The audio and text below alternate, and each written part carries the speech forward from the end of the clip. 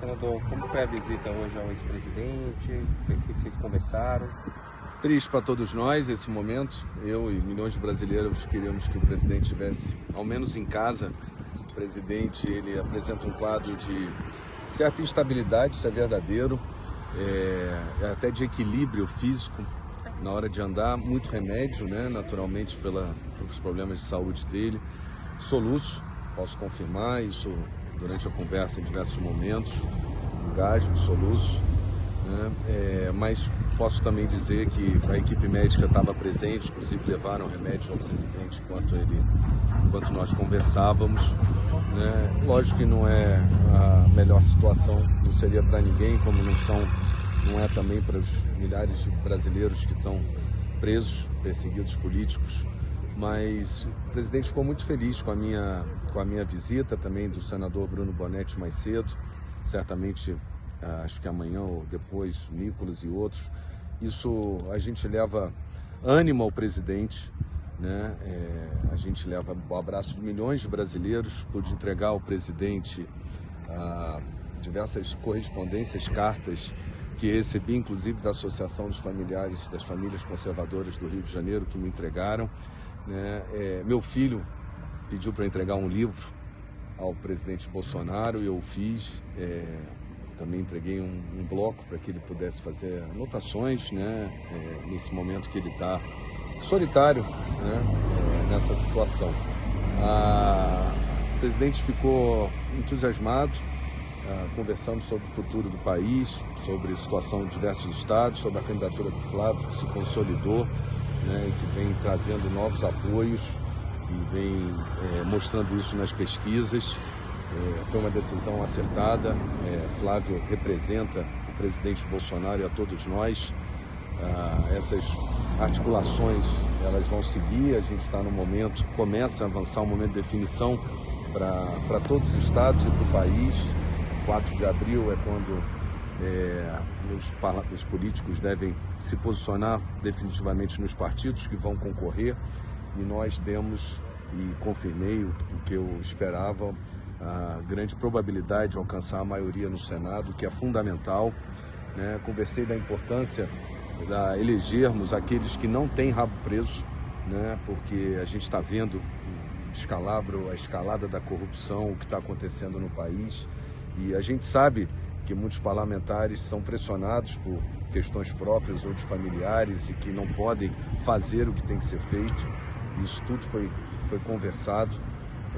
Assim como a situação, naturalmente, no meu estado do Rio de Janeiro. O PL quer construir uma candidatura ao governo, quer ter os seus candidatos ao Senado, né? Eu sou pré-candidato ao Senado. O presidente deve ter uma conversa com o Flávio, na sequência, quando o Flávio voltar ao Brasil, para que a gente possa representar no Senado com a maioria e mudar a situação do nosso país, que voltou para aquela que a gente já conhecia, da escalada da corrupção. O brasileiro vai ter muita dificuldade esse ano, o aumento de impostos com a reforma tributária muito ruim, que entra em vigor de fato a partir do próximo ano, mas a gente já está vendo muitas empresas antecipando, né, seus movimentos para poder se enquadrar num cenário em que mais impostos o governo vai arrecadar delas, e a gente está preocupado com o impacto disso na sociedade. Taxação de dividendos sobre profissionais liberais, né? Todo esse impacto que certamente vai acontecer esse ano, a partir desse ano, na nossa economia. Senador, também foi tema. A gente teve informação de que o ex-presidente passou mal nos últimos dias também, né, recentemente. O senhor ele conversou com o senhor sobre isso? O que foi que ele teve agora no último? O senhor consegue dar detalhes? Não, o presidente ele está sob forte medicação, né? Em alguns momentos ele pediu desculpa porque ele inclusive estava um pouco descoordenado, né? Nas palavras, na fala. Inclusive como eu disse, quando ele saiu, eu percebi que ele estava um pouco desnorteado fisicamente no seu caminhar, né? Certamente, como ele disse, efeitos da forte medicação necessária. O presidente teve esse quadro, apresentou, eu sou testemunha, um quadro de soluço, de engasgo, durante vários momentos da nossa conversa, uma boa conversa. Parece que dessa última vez foi algo de pressão, alguma coisa assim. Não tenho essa informação, eu não tenho, porque realmente isso daí não transparece. Mas né? o senhor viu ele parecia cambalear, alguma coisa Cambaleando, sim. Fisicamente desnorteado, cambaleando é o termo. Né? Mas isso certamente é feito de remédios, né? De forte medicação que é necessário para o estado de saúde dele.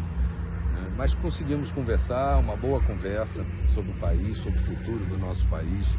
Né? Eu tenho esperança de que tudo isso vai ser modificado. A gente precisa continuar avançando com a discussão sobre a anistia, a discussão sobre, primeiro, o presidente ir para sua casa, né? Onde certamente ele vai poder ter um cuidado da família, né, que nesse momento é fundamental para o seu estado de saúde. Senador, o presidente já falaram também a respeito do PL da dosimetria, esses vetos vão ser analisados, tem expectativas de derrubada, como é que está isso? Falamos sobre anistia, falamos de futuro, né? Falamos do presente sobre o PL da dosimetria. O PL da dosimetria no Senado teve apoio amplo de até senadores, além da nossa base de oposição. O próprio presidente Davi Alcolumbre, ele liderou o encaminhamento dessa pauta. O seu partido, União Brasil, votou conosco e eu entendo que nada disso pode ser à toa. Eu acredito que o presidente Davi, ele vá como presidente do Congresso, o quanto antes, chamar uma reunião do Congresso Nacional para que a gente derrube esse veto. Esse é o mais importante. Há outros importantes também, outros vetos que precisamos derrubar, mas esse especificamente entendo que é a vontade do parlamento. A vontade do parlamento tem que ser respeitada. O PL da dosimetria ele foi costurado na Câmara, também no Senado, passou com ampla aprovação. O veto é um veto ideológico do presidente, um instrumento do seu exercício de disputa para as próximas eleições. Ele respondeu à sua base, mas ele não respeitou a vontade do parlamento. O parlamento vai derrubar assim que for convocado e o presidente Davi, eu particularmente vou me empenhar nisso, tenho me empenhado, vou me empenhar ainda mais para que a gente derrube o veto da dosimetria. Senador, o presidente já bateu o martelo em relação ao apoio ao Senado do Rio de Janeiro, o senhor ou outra pessoa também? Ele deu alguma orientação específica sobre as eleições no Rio? As eleições no Rio, o presidente entende que o PL deve lançar uma candidatura, né? Há tempo de construir essa candidatura ao governo, que eu me refiro. Ao Senado, ele entende legítima a candidatura do governador Cláudio Castro, mas me pareceu da conversa que ele entende que eu represento hoje, na ausência do Flávio, e por ter sido líder do governo Bolsonaro no Senado, há 6 anos líder do PL, eleito ano passado o melhor senador do Brasil, né? E todos os anos o melhor parlamentar do Rio de Janeiro, no Congresso Nacional, entre deputados e senadores, e ele entende que eu posso representar o nosso voto, o voto da família, o voto conservador, o voto da direita, né? E com isso puxar, inclusive, outros candidatos, ajudar a outra candidatura, seja do Cláudio, ou seja de outros candidatos.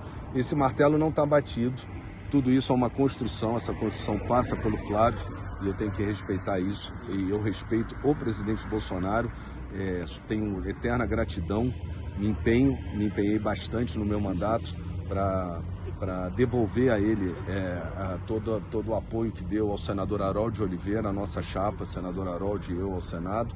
Né? Agora, é uma construção do partido, passa pelo governador, que está sentado na cadeira e é o filiado ao PL, passa pelo presidente Altineu, passa pelo presidente Valdemar, como tudo, mas passa principalmente pelo senador Flávio e o presidente Bolsonaro, até porque das 2 vagas, uma vaga a gente precisa que seja alinhada exatamente com os nossos valores e com o trabalho que a gente ainda tem a fazer na próxima legislatura no Senado Federal.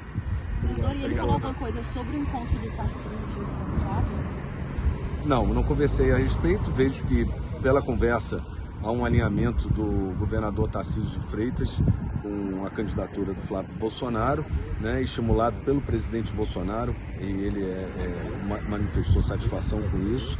Agora, a gente vai construir também com outros partidos, né, partidos que, por exemplo, no Senado formam a base de oposição, como o PP, da senadora Tereza Cristina, né, como republicanos, da senadora Damares, o próprio União Brasil, onde está lá o senador Sérgio Moro, né, são personagens importantes para o nosso país, né, e certamente a gente tem que trazer todos esses.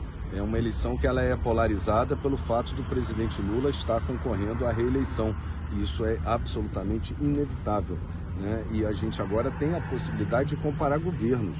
E, sinceramente, o governo passado, do ponto de vista econômico e das relações, da liberdade e outras relações, era muito melhor. Senador, uma última pergunta. Eu sei que o senhor tem atualizado o presidente sobre o que tem acontecido aqui, mas sobre a quebra de sigilo envolvendo a esposa do ministro Alexandre de Moraes, o senhor chegou a conversar sobre isso? O que a oposição tem falado a respeito desse assunto?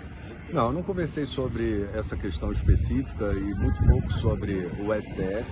Também não conversamos muito sobre isso, né? Não sei qual o nível de informação que o presidente tem. Ele tem uma televisão que ele assiste os canais abertos, né?